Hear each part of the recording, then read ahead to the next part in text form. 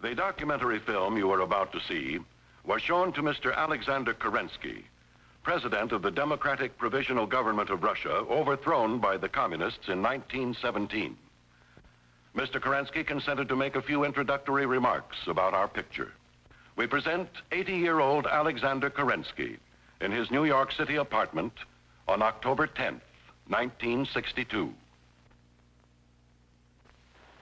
Ladies and gentlemen, in a few minutes, you will see the documentary movie of the development of communistic movement throughout the world.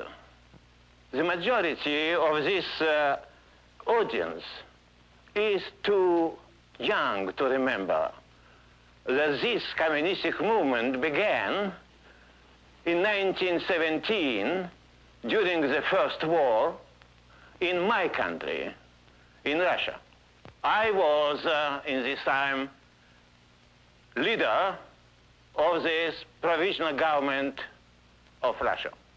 When you look at this film, keep in your mind that Russian people was the first victim of the communistic tyranny.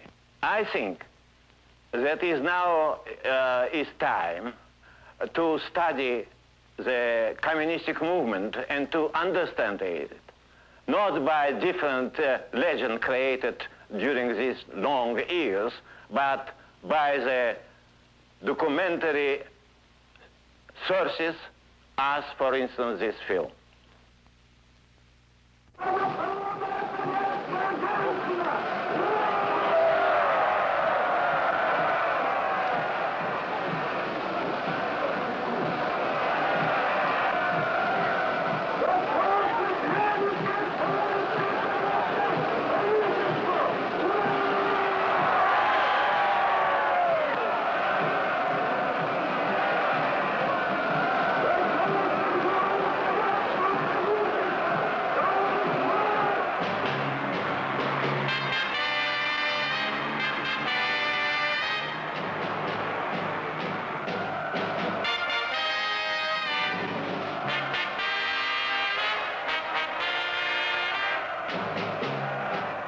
Most of the pictures in this documentary were photographed by communist cameramen as the actual events were taking place.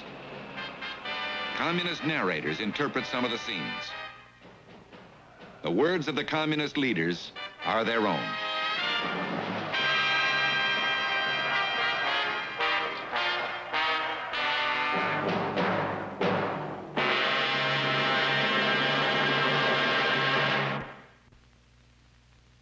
Hello.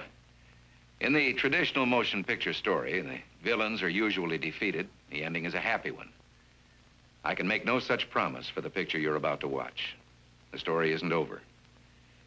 You and the audience are part of the conflict. How we meet the communist challenge depends on you. What has happened so far, what is happening now, is far from encouraging. Less than 50 years after the communists seized power in Russia, almost 1 billion people are under their control. 4 out of every 10 of the world's population oppressed. And the conspiracy that is communism is stronger, more determined than ever, growing in the image of its leaders. Nikita Khrushchev says, in this world today, there's a fierce struggle of 2 ideologies, the communist and the capitalist. And in this struggle, there can be no neutrals. Whether you like it or not, history is on our side. We will bury you. Mao Zedong says, coexistence with capitalism is impossible. Warfare with these forces is inevitable. Fidel Castro says, socialism, communism, is a world reality today. There is no halfway between communism and capitalism. Their target is us, our institutions, our religions, our families, our children. Karl Marx, who developed the basic theories of communism, was a sick man most of his life. Sick in body and spirit. He once said, the capitalists will pay for my carbuncles. We have. Karl Marx believed that capitalism, as he saw it in the 19th century, was stagnating, beginning to decay. and that communism was predestined to replace it, starting with the highly industrialized nations like Germany. That was just one of his many mistakes. Actually, it took the misery, the disillusionment, and the slaughter of World War I to bring the first communist regime into power. Not in Germany, but where Marx least expected it, Russia.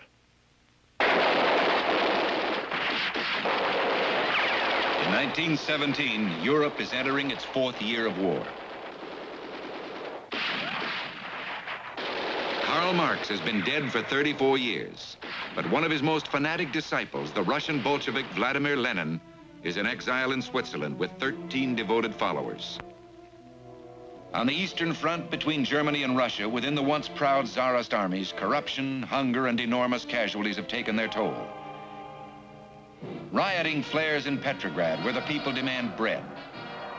Imperial Russia dies as Tsar Nicholas abdicates in March. His future, Soviet bullets and an unmarked grave. In Germany, grasping for victory in the East, Field Marshal Paul von Hindenburg spirits Lenin across Germany in a sealed freight car. Lenin arrives in Petrograd in April and preys on the poverty, ignorance, and desperation of the people. He promises them land and peace, independence for non-Russian peoples, and a red heaven on earth. In July, he leads an uprising against the provisional coalition government, which fails. Alexander Kerensky becomes the new premier. On November 7th, October 25th by the old Russian calendar, troops of the demoralized army and navy under number 2 Bolshevik Leon Trotsky seize the Winter Palace and destroy the coalition government. Kerensky escapes. Lenin controls Russia. The Bolsheviks change their name to communists. All opposition is ruthlessly suppressed. It is immediately apparent that the dictatorship of the proletariat, the working people, which Lenin had promised, is a myth. The dictatorship is that of the Communist Party under its chairman. Lenin makes a humiliating peace with Germany to gain time to establish his regime. First, he creates a terrible weapon against counter-revolution, secret police battalions, and then builds a new war machine under the guidance of Commissar of War, Leon Trotsky.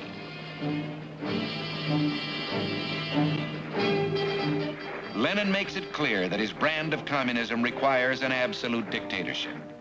Chief of the Petrograd Soviet, Grigory Zinoviev, soon to become the first president of the Comintern, the Communist International, predicts the future developments of the world revolution will proceed at the same pace as the march of our Red Army. Lenin prophesies communism side by side with capitalism for a long time is unthinkable. One or the other must triumph in the end. And before that end comes, a series of frightful collisions between Soviet Union and capitalist states will be inevitable. By the summer of 1922, Lenin suffered a stroke. Russia, a catastrophe. With private property abolished, factories are idle, communications chaotic, farmland fallow, Bolshevik hopes are dying in squalor and misery. When under the direction of Herbert Hoover on the left, $60 million worth of food from the United States arrives to feed the starving Russian peasants. This act and Lenin's return to limited free enterprise saves the Soviet state. Exercising power for the ailing Lenin are Zinoviev and Lev Kamenev, forefront on the podium. In the background, the shadowy new secretary of the Communist Party, Joseph Stalin, is still relatively unknown. January 24, 1924. Vladimir Lenin, who vowed to destroy the free world, is dead, and a sordid struggle for power begins. Scheming to destroy the image of Trotsky as Lenin's successor, the triumvirate Zinoviev, Kamenev, and Stalin telegraphed Trotsky on his way to Sukhin, a health resort. The funeral takes place on Saturday. You will not be able to return on time. The Politburo thinks that because of the state of your health, you must proceed to Sukhin. The funeral actually takes place on Sunday.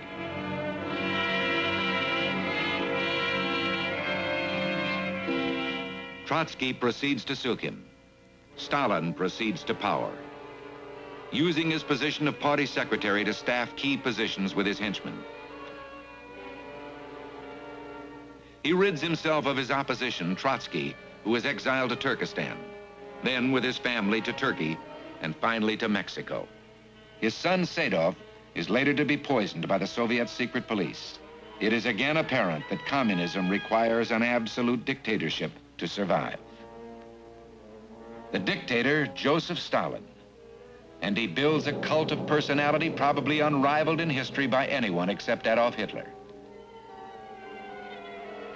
Stalin creates an image of himself as a demigod.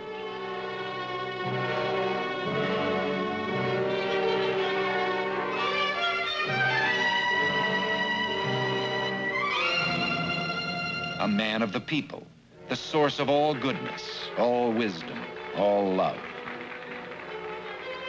Watching the proceedings are Stalin's underlings, Grigorio Ordzhonikidze, Anastas Mikoyan, Vyacheslav Molotov, and Lazar Kaganovich.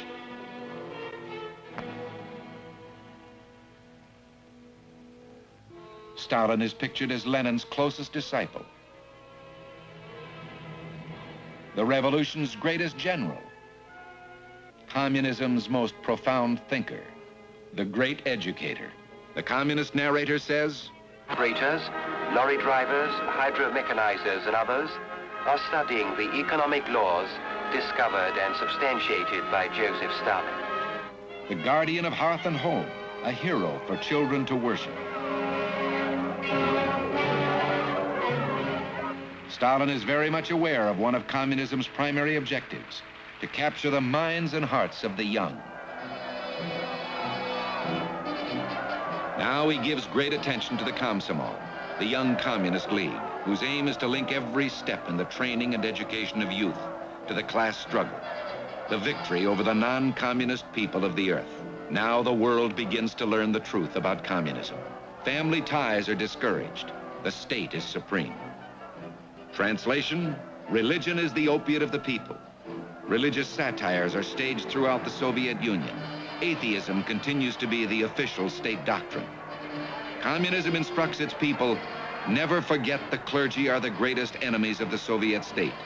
If you are not a convinced atheist, you cannot be a good communist and Soviet citizen. Atheism is inseparable from communism. Both of these ideals form the foundation of Soviet power. Teachers find that 40% of their course is made up of indoctrinational studies. Indoctrinators are guided by Lenin's instruction, children must be taught to hate their parents if these are not communists. For sons of the new class, military training begins early. Communism believes that its struggle to win the world will be a violent one.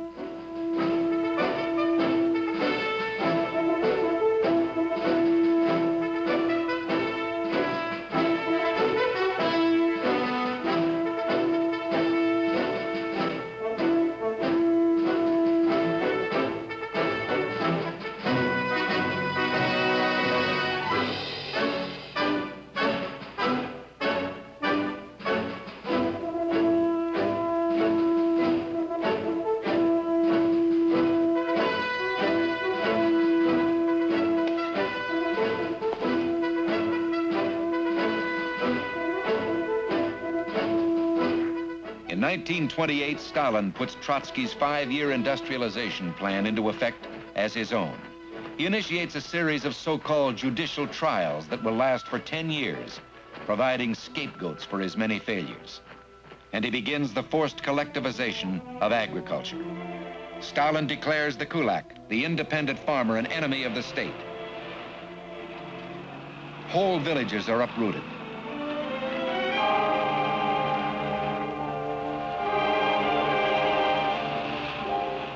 Six million farmers are liquidated, 25 million farms erased.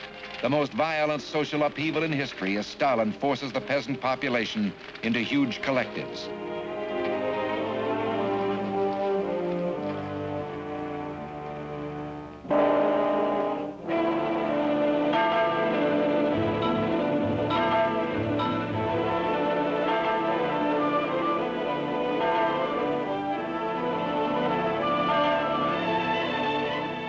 Food production declines, and once again, as in Lenin's time, starvation is the diet of communism.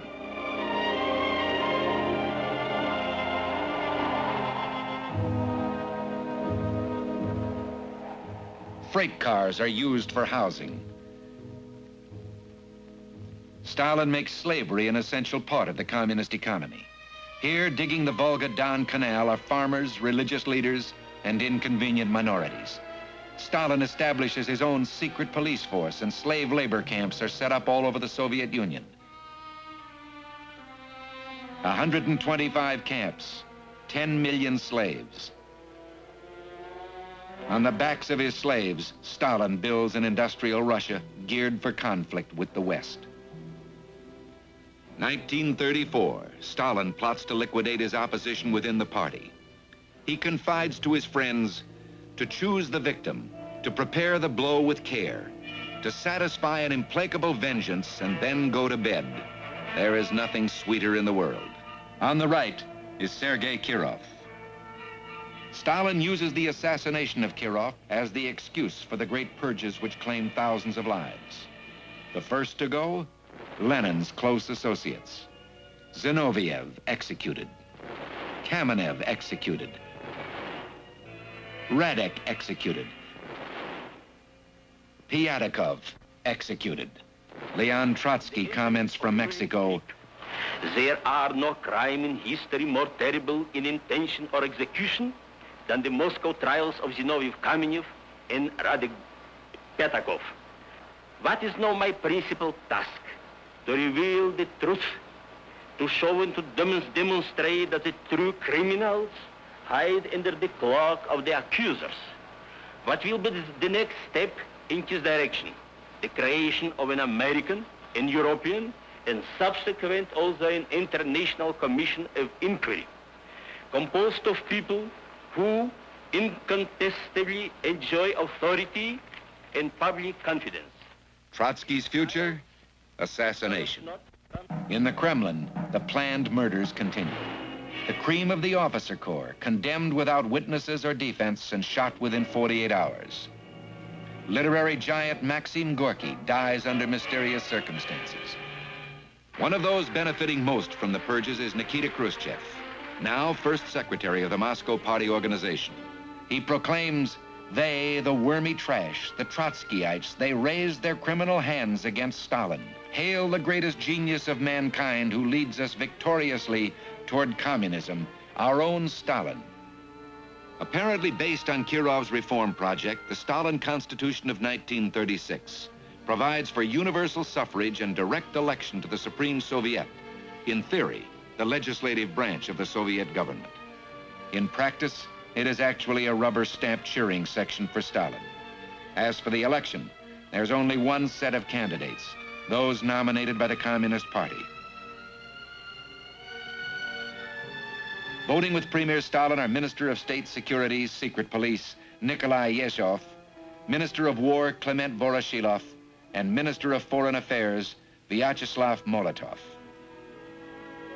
By himself, Nikita Khrushchev.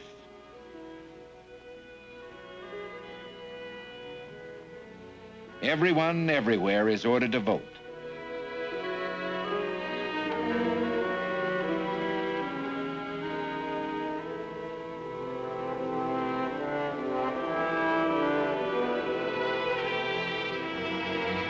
The penalties for failure to vote are severe. They involve loss of work, loss of social position, or imprisonment in a slave labor camp. Supposedly, 99% of the people cast their ballots for the one-party ticket. Stalin announces that socialism has been attained in the USSR.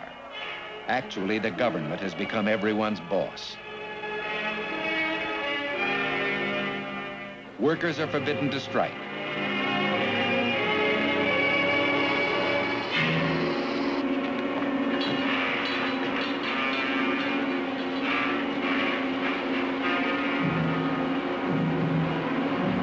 Agriculture is finally collectivized. By 1939, through the tactic of united and popular fronts, the communist conspiracy is truly worldwide. In the United States, a well-financed communist apparatus insinuates its way into American life. Through the Communist International, based in Moscow, Stalin controls the activities of communists everywhere. He establishes a network of spies to steal, for communist misuse, the fruit produced under the system of free men.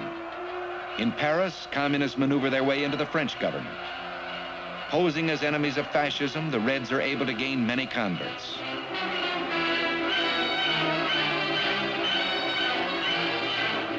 In Yan'an, China, Mao Zedong is firmly established in the north and awaits his opportunity to take over the whole country.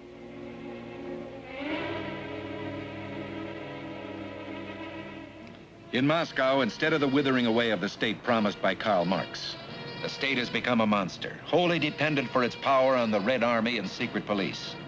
Despite the 20-odd years of Soviet brutality, the objective of the Marxist-Communist Manifesto, the world revolution, has not occurred.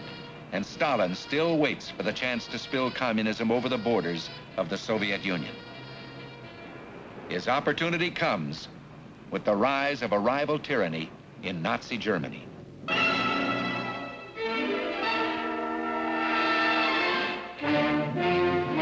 In early 1939, the British and French negotiate in Moscow for a mutual defense pact against Hitler. Stalin instructs his subordinates, words have no relation to action. Otherwise, what kind of diplomacy is it? Words are one thing, actions another. Words are a mask for concealment of bad deeds. Sincere diplomacy is no more possible than dry water or wooden iron. Even as the fruitless talks continue, Nazi Foreign Minister Joachim von Ribbentrop arrives in Moscow to discuss with Commissar of Foreign Affairs Maxim Litvinov a non-aggression pact between Hitler and Stalin. On August 23, 1939, the tyrants are united. Hitler is free to strike. So is Stalin. September 1st, Germany attacks Poland.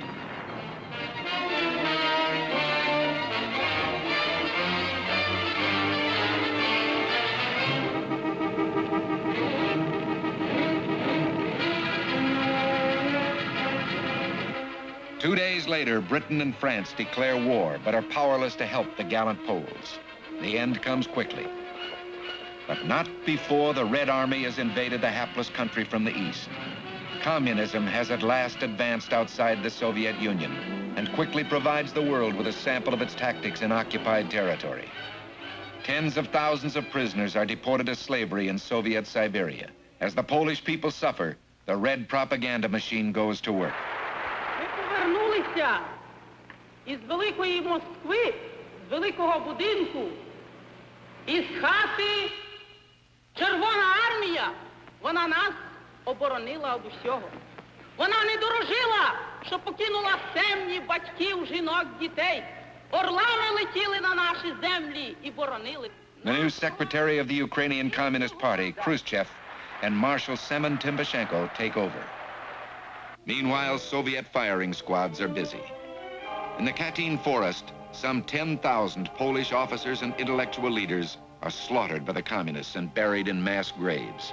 The atrocities in our film are not pleasant, but the world must be reminded again and again of the inhumanity to man that is communism and was Nazism.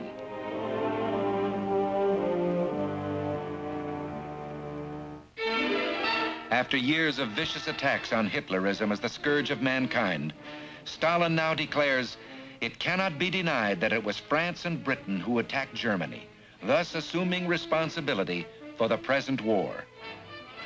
Molotov is a frequent visitor to Berlin, appeasing Hitler with food and supplies, declaring it is criminal to wage a war against Hitlerism, camouflaged as a fight for democracy. Taking advantage of the pact with Hitler, Russia begins a series of systematic attacks on its tiny neighbors. Finland is invaded on November 30th, 1939.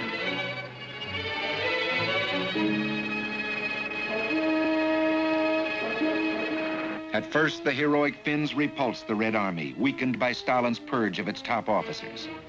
Later, greatly outnumbered, Finnish forces lose the Karelian Isthmus to the Soviet Union.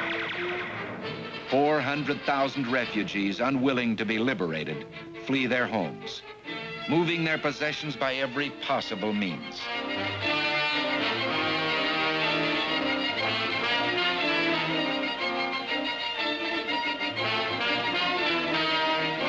Next, the Baltic states. Non-aggression pacts notwithstanding, a Russian ultimatum to Latvia opens the border to Red troops.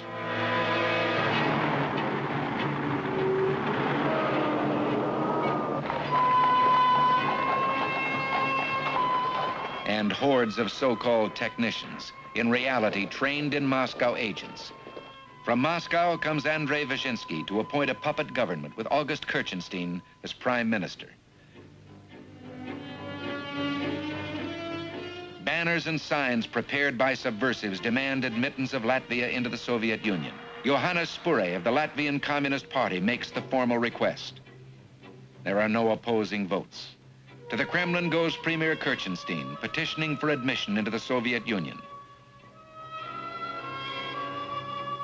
With Stalin are Khrushchev, Molotov, Mikoyan, and Kaganovich. Back in Latvia, behind the parades and banners, oppression. The communists have a technique for subversion outlined for every nation, for every class, for every type of political situation. Here is a blueprint for communist conquest. First, the propaganda machine goes into action.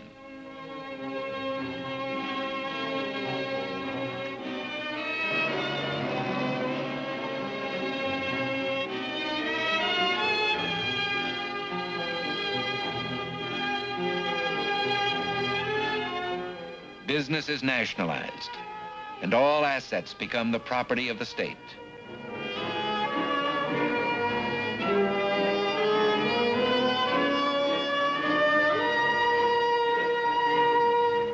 Down to the last nut and bolt. This woman worked a lifetime to save 4,000 Latvian dollars. 3,000 of it is now the property of the party.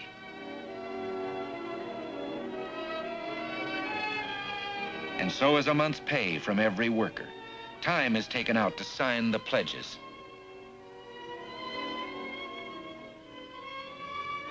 Farmers must join collectives in order to survive. The jails are opened, allegedly for political prisoners.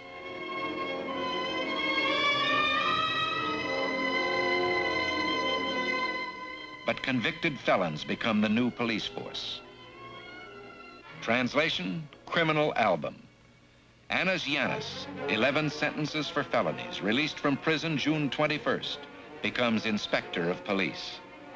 Yanis Businskis, professional thief, serving 3 years and 6 months, is made chief of the Red Guard. Sipe Gutmanis, a felon, serving 3 years and 6 months, moves up to prefect of the 2nd Police District. August Kalmans, burglar, serving 2 years and 1 month, was promoted to chief of police of Daugavpil. Matis Botanicus, thief, serving 2 years and 1 month, is the new chief of police of Liepaja. The new constitution from Moscow guarantees freedom from unreasonable arrest. Previously respected citizens, now labeled enemies of the people, are herded into trains and deported to slave labor camps. While parents are persecuted, great care and attention is immediately focused on the children. The red scarf of communism is supposed to give the character representing the spirit of childhood control over the world. The true meaning of the red scarf of communism is evidenced by this list of 78 Latvians from all walks of life. The notation says, politically unreliable, shoot them to death. There are no trials, no appeals. A mass grave in the courtyard of the Riga city jail. More than 15,000 men, women, and children, educators, doctors, ministers, students, laborers, are executed. It's the same sad story in Estonia and Lithuania.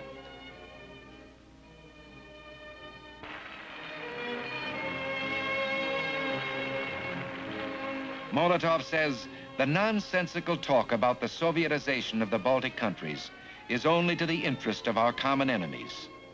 Words are one thing, actions another. Communist imperialism marches on. In eastern Romania, Khrushchev and Commissar of Defense Timoshenko supervised the Red takeover.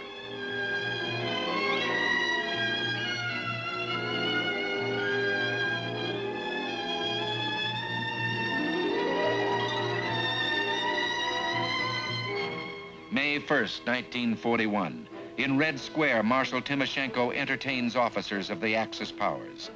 It begins to look as if Stalin and Hitler will divide the world. On June 22nd, frustrated by his inability to conquer England, And not trusting Stalin, Hitler turns his forces on the Soviet Union.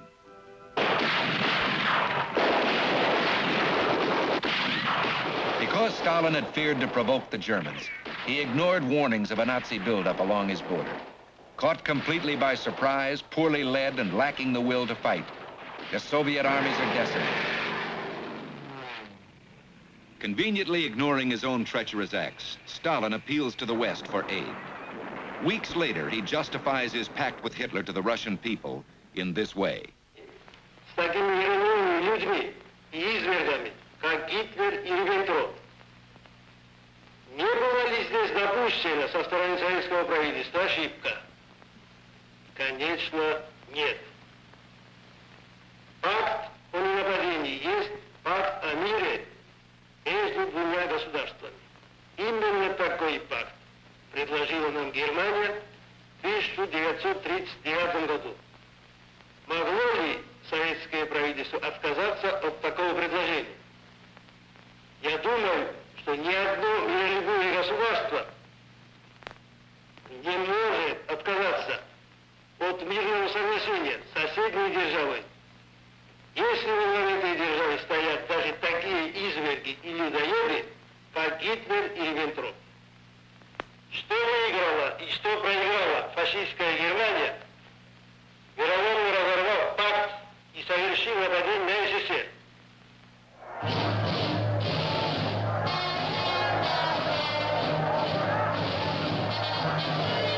But in these early days of the war, many Russians are confused as to exactly who the fiends and cannibals are.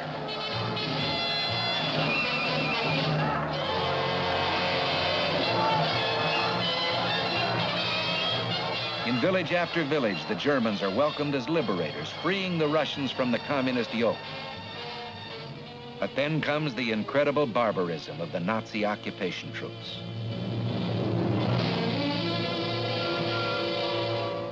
Some people have difficulty drawing a parallel between the brutality of Nazism and the brutality of communism. The victims have no such difficulty. These atrocities and Stalin's appeal to nationalism rather than to communism gives the Soviets a reason to resist, aided by some $11 billion worth of material from the United States.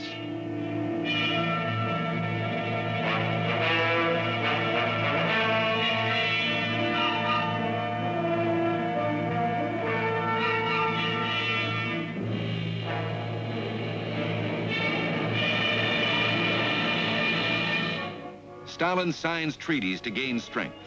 First with the Polish government in exile, represented by General Sikorski.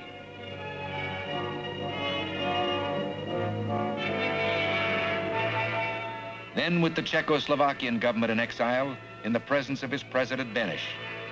These are just two of the more than 200 treaties and international agreements communists sign and break.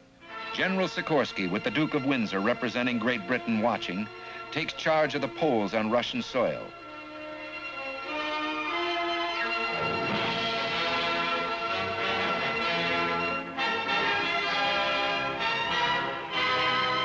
General Svoboda assumes command of the Czechoslovaks.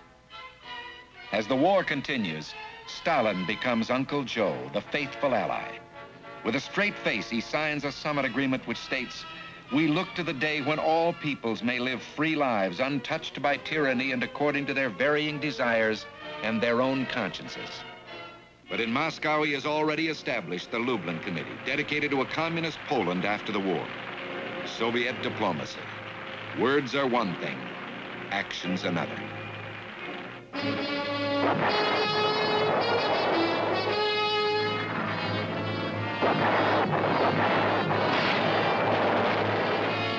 While the Russian soldier battles Hitler, his communist leaders fight against freedom. In 1944, they unaccountably halt the Red Advance a few miles from Warsaw, where Polish resistance forces have risen in rebellion against the Nazi occupation. "Help us or we die," begged the patriots over the Warsaw radio. But the Red Army stands by, waiting for the future leaders of a free Poland, 200,000 of them to be massacred.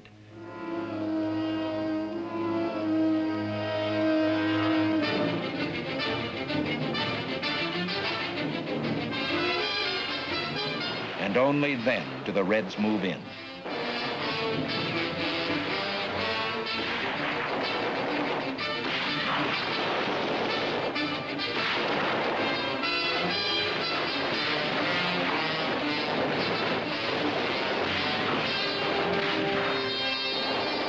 Stalin takes advantage of the change in the tide of war to satisfy his vengeance on 7 of his minority nations whose members may have been disloyal to him. He directs a mass genocide resulting in over 11 million victims. For example, these Tanu-Tuvinians, a proud and ancient people, completely obliterated, their very existence denied by the Soviet Union.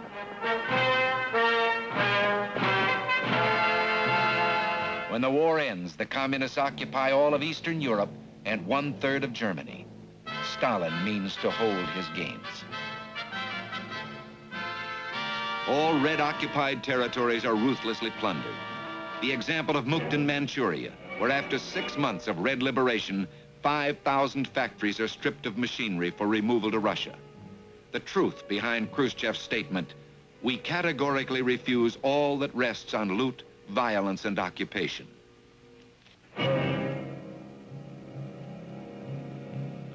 Stalin again signs treaties, this one with Chiang Kai-shek's Chinese nationalist representative.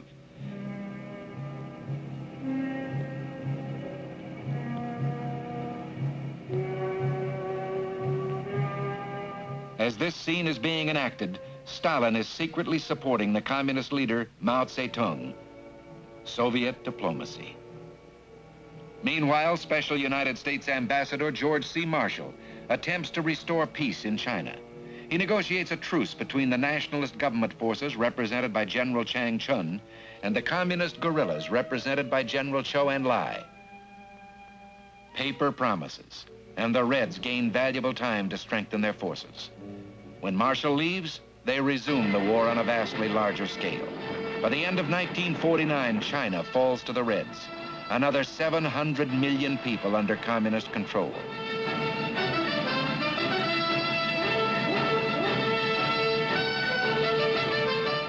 Lenin once said, "We shall reach Paris by way of Peking."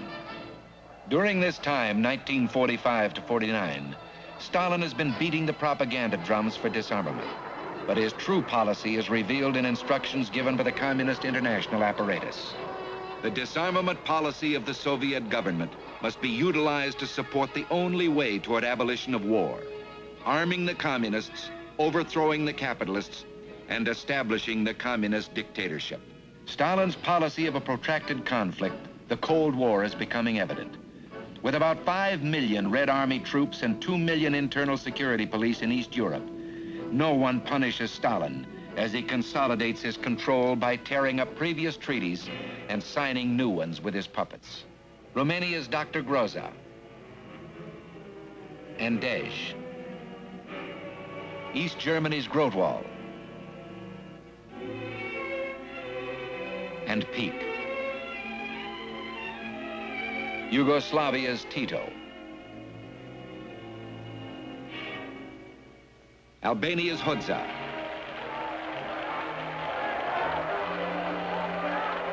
In most communist parades and rallies, it's not unusual for the dove of peace to go hand in hand with the reality of war. Bulgaria's Dimitrov, formerly head of the Communist International. Poland's Beirut. Hungary's Rákosi, who speaks of Soviet generosity. Without the unremitting kind support of the Soviet Union, the Hungarian popular democracy, and I may add all other popular democracies, would never have been created. Czechoslovakia's Gottwald. The Czechoslovakian story, a good example of subversion in action. The great liberal statesman Eduard Beneš, after 7 years of wartime exile, is unanimously elected president of the Second Czechoslovak Republic by the Constituent Assembly. But the communists, a militant handful, force the formation of a coalition government and proceed to split and then wreck the opposition. To emerge the leading party in the cabinet under Premier Gottwald, a meeting of the communist-dominated General Federation of Labor is taking place. The Reds infiltrate the army and the trade unions. Gottwald denounces the anti-communist members of his cabinet. Zapotocki, chairman of the General Confederation of Labor, demands a general strike. The delegates vote. 2 committee members have the courage to abstain.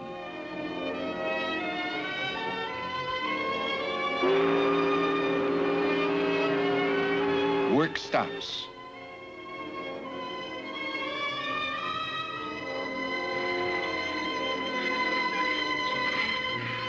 Czechoslovakia is paralyzed. Freedom dies as Beneš is forced to accept the resignation of the last anti-communist in the cabinet. And then he too resigns.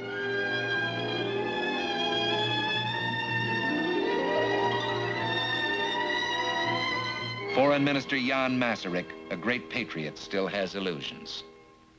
It's up to us, the so-called little people, and I personally proudly claim membership in that great mass of thinking and working citizenry. Come along with us, join us. Let's criticize together. Let's make suggestions together. Let's insist on being heard, and actions are bound to follow. Truth shall conquer if we give it half a chance. I'll be seeing you. 2 weeks after the takeover of Czechoslovakia, Masaryk is dead, allegedly a suicide. Beneš, who also thought he could do business with the communists, dies soon afterward. To divert attention from his next move, Stalin orders violence in South America. In Bogota, Colombia, Dr. Jorge Gatlin, Colombia's most popular political leader, is murdered. Communist handbills printed in advance blamed the murder on the government. Within 24 hours, 1,000 dead, 136 major buildings destroyed, the result of the communist-incited riot.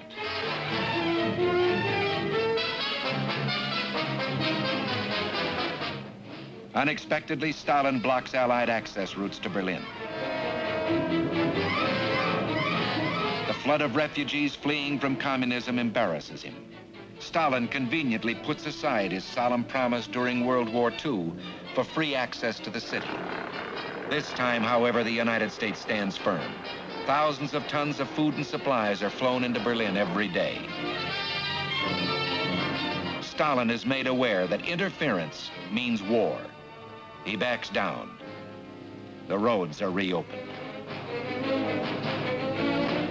Mao Zedong arrives in Moscow to participate in Stalin's 70th birthday celebration, December 2nd, 1949. The new Moscow-Peking axis poses an ever more ominous threat to the free world. The communist narrator translates. The most vital tasks at the present time are to fight the warmongers, strengthen good neighborly relations between the 2 great states, China and the Soviet Union, and thanks particularly to the correct international policy of Generalissimo Stalin. In the Presidium are leaders of the party and government, representatives of the various Soviet republics, and of the Communist and Workers' parties abroad. Khrushchev proudly proclaims Stalin, the genius, leader, teacher, father of the nationalities, great industrializer, great collectivizer, creator of Soviet culture, careful gardener tenderly rearing the human beings in his charge.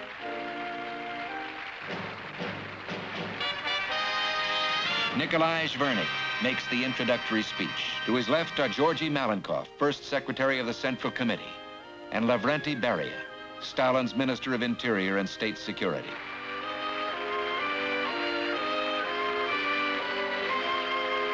Next to Stalin are Mao Zedong, Walter Ulbricht, Deputy Prime Minister of East Germany, and in a place of prominence, Nikita Khrushchev.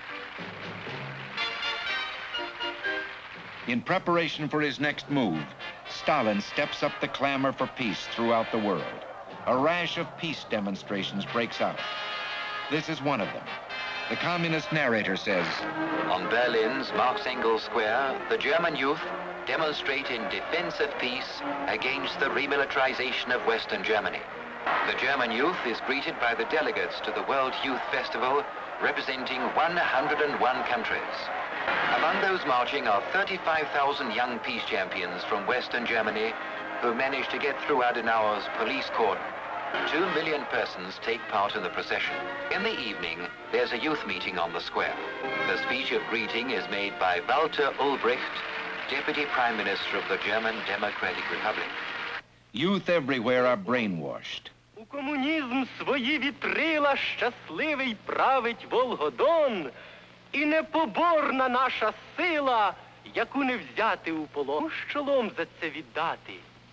Звідкільця висіг, і хто могутній міг з'єднати серця у нас усіх, єдина мати. Communist narrators continue. The artist borrows Prorokov's illustrations to Mayakovsky's verses about America. They lay bare the real nature of present-day America with its false democracy, lynch law, thirst for profits, and the brutalities committed by the militarists. These illustrations won the artist the Stalin Prize. Before us is a gay and noisy carnival fills the streets until the early hours of the morning. The people condemn the warmongers, enemies of democracy. In communist North Korea, a nightmare of national brainwashing is taking place. He supervises the work of a group of writers translating the classics of Russian literature and books on the Soviet Union. Among the first books earmarked for publication in the Korean language is a biography of Generalissimo Stalin. And in Moscow, North Korean leaders absorb Soviet techniques.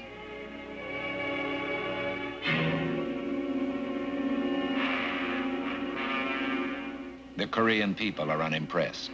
Tens of thousands flee to the democratic South. Korea becomes the Germany of the East. Stalin decides to do what he didn't dare to do in Germany: take control of the divided country by force. June 25th, 1950, the North Koreans launch a surprise attack.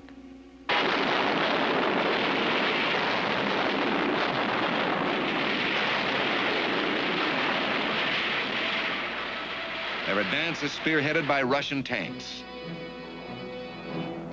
But once again, the United States stands firm. Stalin miscalculated. The Cold War becomes a hot war. American troops, later supported by forces from the United Nations, hold and then rout the North Koreans. Mao Zedong pours 1 million Chinese so-called volunteers into the fight. After 3 years of conflict and negotiations, agreement is reached. Lieutenant General Nam II signs for North Korea. American Lieutenant General William J. Harrison signs for the United Nations. The cost to the United States for stopping the Red aggression, 135,000 casualties and $20 billion. These are American soldiers, some of the 10,000 prisoners of war senselessly slaughtered by barbaristic communism. And these are South Korean soldiers. And the Reds retain control of the 15 million North Koreans. The Kremlin.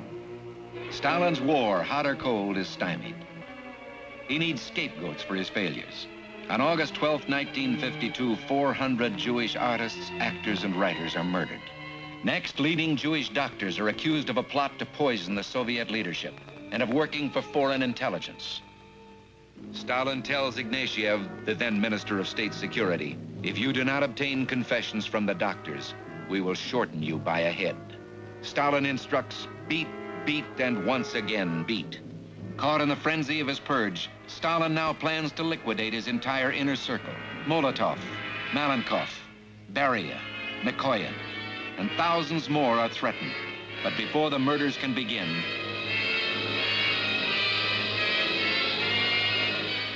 Stalin dies of a stroke. The end of a tyrant. At the bier, the beginnings of a struggle for power reminiscent of the death of Lenin. Again a triumvirate. The heirs apparent are Molotov, Beria, and Malenkov, who now becomes premier. Khrushchev is still in the background, waiting. Within months, the new rulers are shaken by the first popular uprising against a Red dictatorship. East Berlin, June 17, 1953. The sign says, "We want freedom." It starts with workers demonstrating against intolerable conditions and spreads rapidly until people of all classes are demanding democracy and an end to the communist regime. Part of the Iron Curtain is torn up.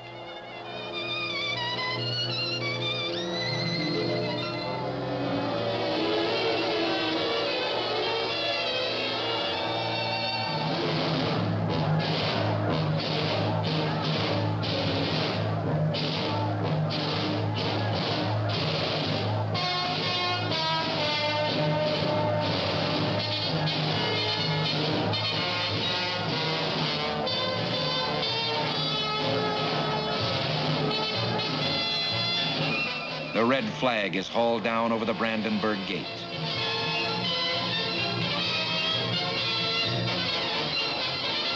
The Red Army intervenes.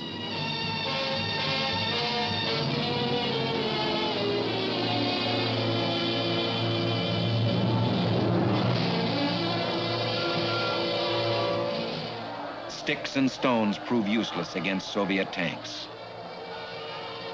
For East Berlin, after 13 years of Nazism and 8 years of communism, one glorious day of freedom. The red flag goes up. For Secret Police Chief Beria, Berlin sounds a death knell. Khrushchev finally sees the chance to split the triumvirate and take over Beria's police power. Among other charges, Beria is accused of treason by his failure to foresee the uprising and is arrested. Khrushchev says, "It has now been established that this villain had climbed up the government ladder over an untold number of corpses. Beria is executed." Now, as Secretary General of the party, Khrushchev follows in the footsteps of his predecessors. The opposition, Premier Malenkov, on Khrushchev's right, is disgraced and forced to resign. His successor, Nikolai Bulganin, here with Marshal Zhukov, is a Khrushchev puppet, and Khrushchev soon succeeds him. Molotov is banished. Khrushchev staffs key posts with his own followers.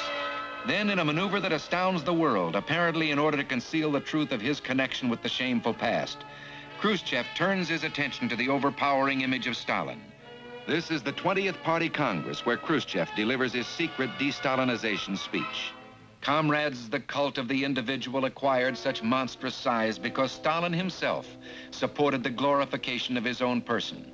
Was it without his knowledge that Stalin monuments were erected throughout the country? These memorials to the living? Was it without Stalin's knowledge that many of the largest enterprises were named after him? That many of the largest towns were named after him? The communist narrator continues. The inhabitants of Varna, now known as Stalin, voiced their warm affection and loyalty to the great Stalin and the Soviet Union. Khrushchev continues. And when Stalin asserts that he himself wrote the short course of the history of the all-Union Communist Party, the work created by a group into a book written by Stalin, this calls at least for amazement. His short biography is an expression of the most dissolute flattery. We need not give here examples of the loathsome adulation filling this book. They were all approved and edited by Stalin personally. Khrushchev continues.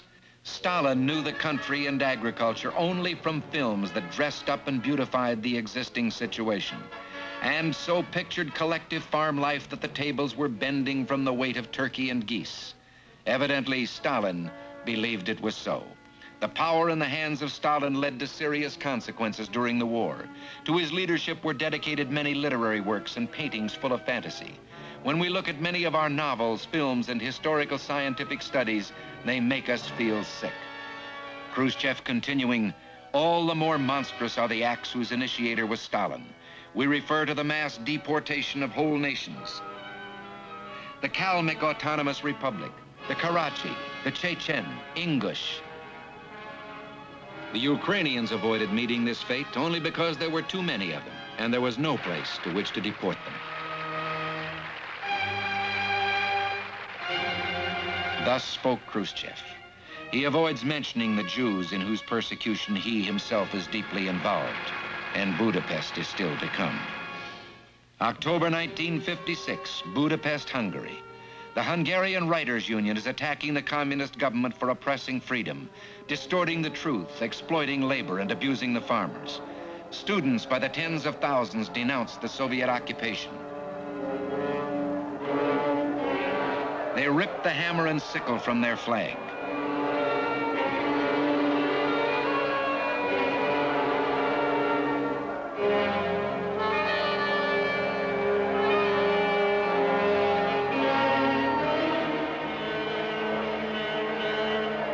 They demand democracy, freedom of opinion and expression, freedom of the press and radio, general elections with a secret ballot.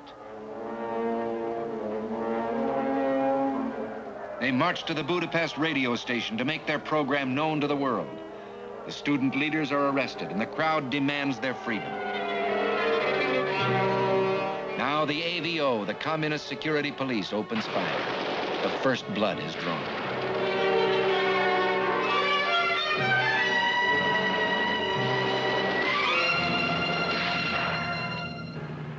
The world has a new set of heroes, the freedom fighters, who rally during the night and win the support of the Hungarian army and the local police. Within 48 hours, Soviet troops enter Budapest. The Hungarians have a message for them. Russians go home. Molotov cocktails, a homemade explosive, emphasizes the message.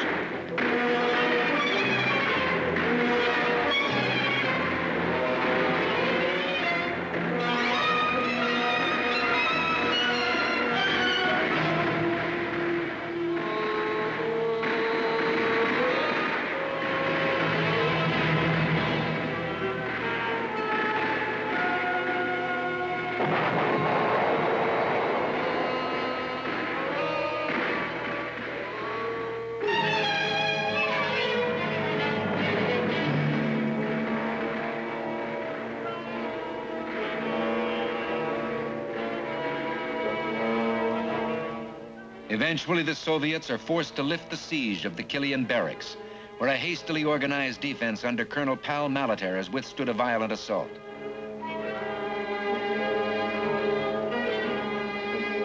The AVO, the secret police who have barricaded themselves in the Communist Party building, are taken prisoners.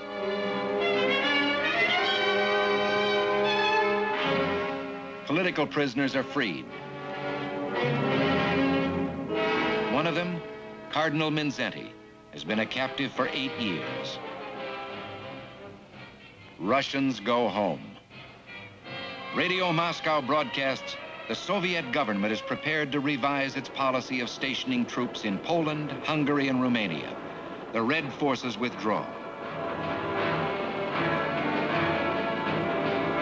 Soviet officials and their families start to evacuate the city. For the moment, Hungary is free. For the moment.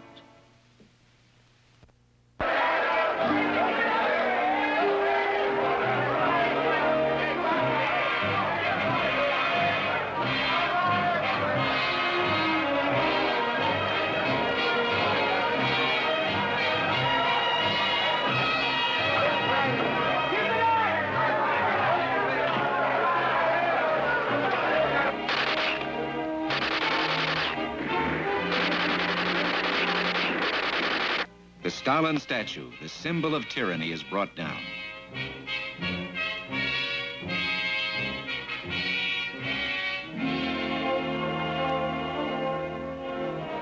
The inscription reads, "Free Hungarian Radio." The free press rolls.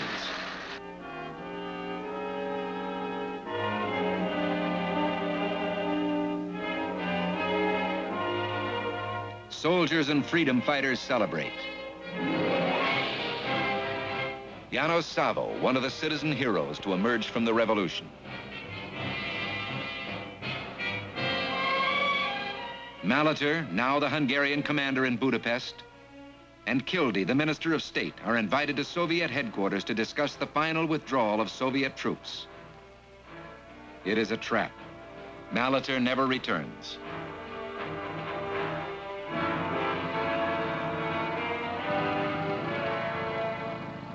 On the morning of November 4th, Soviet bombers attacked the city, the signal for an all-out assault by the Red Army.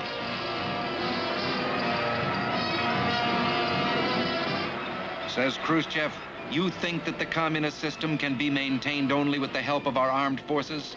I would not fight for such a system. The communist system must be based on the will of the people. And if the people do not wish this system, let them establish the way of life they think best. But in Hungary as elsewhere, words are one thing, actions another. As the devastation continues, the Hungarian radio pleads, "People of the world, listen and come to our aid, not with declarations, but with force. Your turn will come also if we perish. Listen to our cry and act. Extend to us your fraternal aid. May God be with you." Then silence. The aftermath, death. And again the inevitable refugees from communist tyranny. Premier Janos Kadar arrives in Moscow for instructions from Premier Bulganin. Khrushchev states, "Comrade Janos Kadar is truly above all a revolutionary who is thoroughly dedicated to his cause. He is a loyal communist who stands on international Marxist-Leninist positions, who does not shun questions of class struggle." It is again apparent that communism requires a dictatorship to survive. With the blood scarcely hosed off the Budapest streets, Khrushchev begins to build his own image. He is a man of the people, a smiling, good-natured peasant. He is a man of the world, interested in people and problems everywhere. He meets with Sukarno of Indonesia, with Mao Zedong, and with Fidel Castro.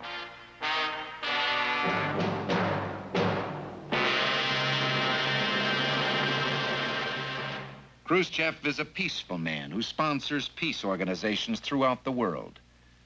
The communist narrator says, "The International Stalin Prize for the promotion of peace among nations is presented to the Cuban poet Nicolas Guillen." And Khrushchev organizes movements for the abolition of atomic weapons. The truth is something else. The world finds that Khrushchev's brand of communism is no different than Lenin's or Stalin's. He breaks a solemn agreement for no further testing and resumes some 40 nuclear explosions, detonating a multi-megaton hydrogen bomb, the most awesome man-made explosion in history, apparently to frighten the world. Preaching disarmament on his own terms, he maintains the largest standing army on Earth, a constant threat to peace, an ever-present instrument of blackmail.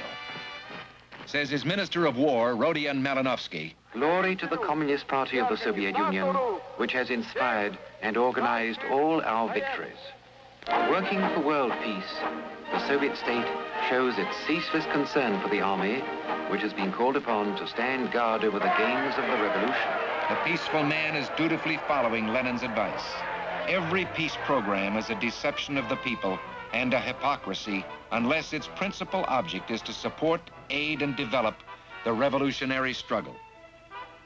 The smiling, good-natured peasant admonishes, "If anyone believes that our smiles involve abandonment of the teachings of Marx, Engels, and Lenin, he deceives himself fully. Those who wait for that must wait until the shrimp learns to whistle." The man of the people restores the League of Militant Godless and founds 2 universities of atheism. He points out, communism has not changed its attitude toward religion. In this church, these 14-year-olds are forced to replace their communion with a youth oath, which swears allegiance to the communist state. And these third-grade students are being sworn into the Communist Young Pioneer Organization. The children take the oath in answer to the question, "Are you prepared to give us your entire strength to work toward the noble goal of communism?"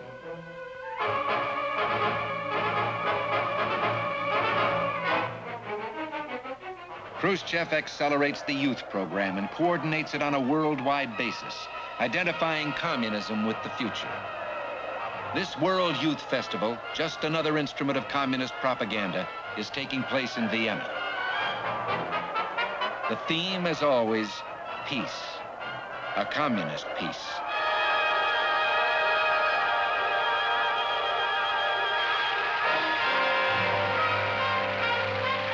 Propaganda is big business for the Soviet Union. Khrushchev's excuse? Our enemies spend vast sums on subversive activities against socialist countries. The truth is, the Soviet Union is paying around $2 billion a year for their propaganda, employing about 500,000 people. Moscow spends approximately $2 per free man to be subjugated, as against 2 cents per person allocated to world propaganda by the free countries combined. The Soviet effort is roughly 100 times as great as that of all the rest of the world. The money to pay for this fantastic propaganda machine comes from the masses under the communist yoke, who work for absurdly low wages to enable their masters not only to dominate them the better, but to also deceive more successfully the masses in free countries. The importance of propaganda to the success of communism was emphasized by Lenin when he instructed, every sacrifice must be made, the greatest obstacles must be overcome, in order to carry on agitation and propaganda systematically, perseveringly, persistently, and patiently. While Khrushchev believes he can win the world with his policy of peaceful coexistence, in China, where the communist tyranny is the same, the communist objective the same, the destruction of the dignity of man the same, Mao Zedong's conception of achieving the communist goal is different. Again and again, he says, war with the West is inevitable. It is desirable. Meanwhile, in China as everywhere else, communism produces waste, squalor, misery, and death. Thousands challenged the terror of the secret police to flee into British Hong Kong.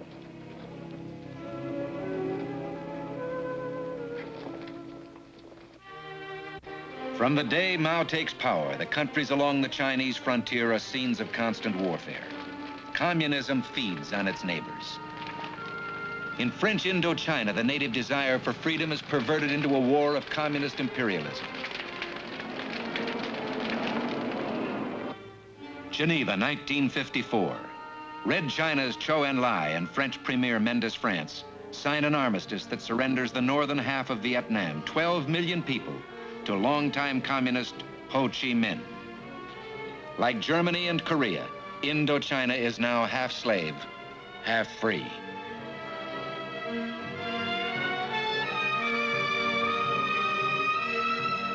The French leave Hanoi according to the armistice terms.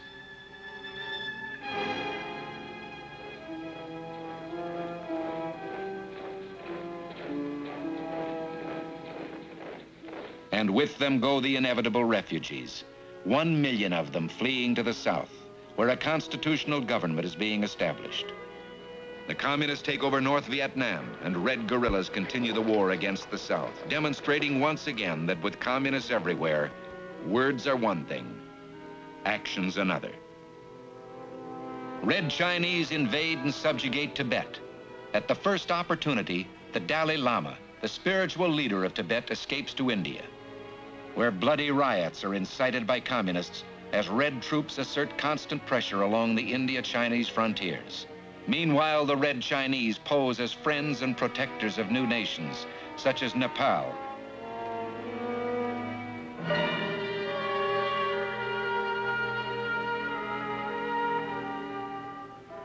and old nations such as Albania, and seek to extend communist influence into Latin America. Here in Peking, communist delegates from different Latin American countries meet their hosts, Mao Zedong and Zhou Enlai. Their most important success occurs in Cuba. Only 90 miles from the United States, where a brutal dictatorship under Fidel Castro has imposed the yoke of Marxism on the Cubans. Another 7 million people trapped behind the Iron Curtain. In Moscow, Yuri Gagarin, Soviet cosmonaut, speaks of the peaceful foreign policy of the Soviet government. Hands-off revolutionary Cuba. The Nationalist Congress of Socialist Youth chooses Havana as its meeting place. Delegates are from the United States, China, Canada, and Russia. And the following year, Castro announces, "I am a Marxist-Leninist and will be one until the day I die." Castro wins a Lenin Peace Prize. In British Guiana, Chetty Jagan and wife head a strong communist party. Everywhere in Latin America, communism, feeding on poverty, ignorance, and despair, seethes and prepares to explode. Student demonstrations and riots, one of the favorite techniques to prepare the way for communist takeover, are ordered from Moscow. In Montevideo, Uruguay, communists protest the visit of President Eisenhower of the United States.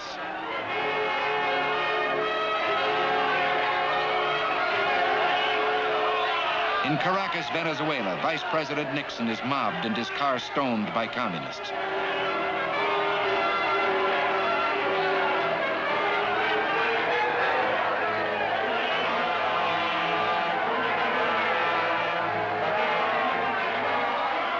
Red riots shake Japan to forestall the visit of President Eisenhower and the signing of the American-Japanese peace treaty.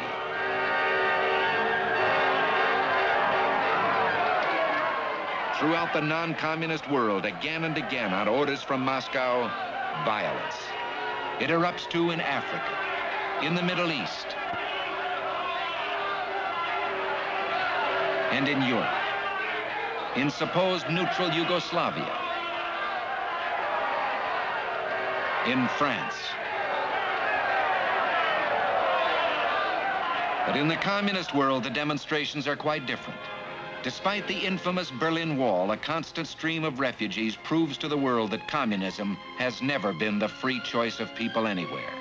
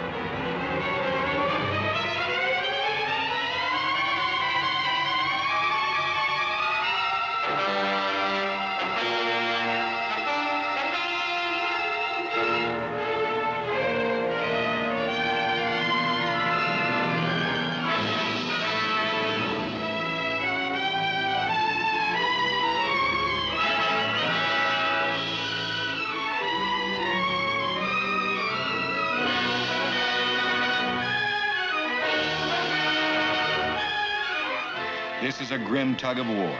East German police try to pull this woman back to captivity.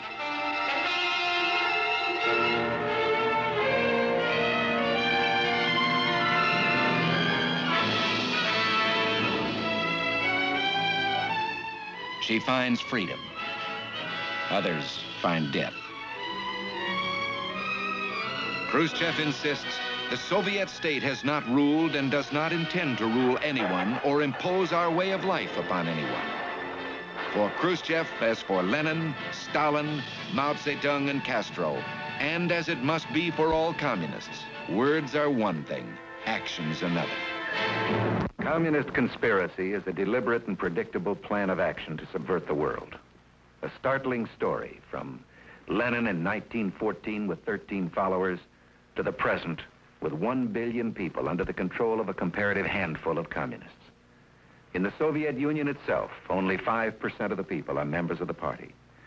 The communist philosophy that the end justifies the means has caused pain out of all proportion to the pitiful social progress communism has achieved. And yet it has spread at a fantastic speed and demonstrated a frightening vitality. Why? 2 primary reasons, I think. First, it has duped well-meaning people everywhere into thinking that it provided an answer to the economic and social problems of the world. Second, it has not hesitated to use force wherever possible to impose itself on unwilling people and to hold them in abject subjugation. What can we do in the face of this communist threat? Well, for one thing, we can, by example, let the people of the world know that the way of free men provides a surer, happier answer for their problems than the outdated, coercive doctrines of Karl Marx. That freedom, and not communism, is the doctrine of the future. We must remain strong so that we can never be blackmailed by men like Khrushchev and Mao Zedong, and so that we can uphold the hopes of the captive peoples. If, as the communists say over and over again, war is inevitable, then it is sheer folly for us not to make every conceivable political, economic, military, and psychological preparation to win. No one knows what the end of the story will be. That's up to you.